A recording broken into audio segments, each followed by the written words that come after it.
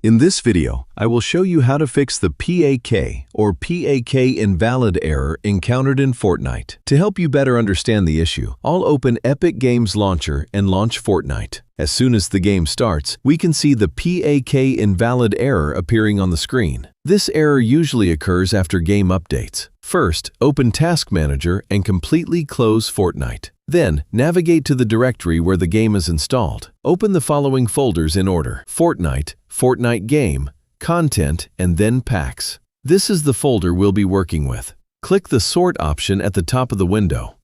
Then open the More menu and enable the Date Created option. Our goal here is not to delete all files, but to identify and remove the older Fortnite files that are causing the PAK error.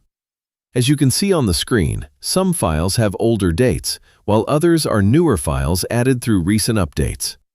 After deleting the outdated files that are causing the error, return to the desktop and reopen Epic Games Launcher. Next, go to the Library section, click the three-dot icon under Fortnite and select Manage. From here, click Verify Files at the top to start the verification process.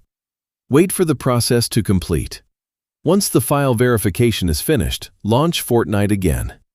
As you can see, the game now runs without any issues. That's all for this tutorial. See you in the next video. Don't forget to subscribe to the Techno Dio channel, follow us, and like the video.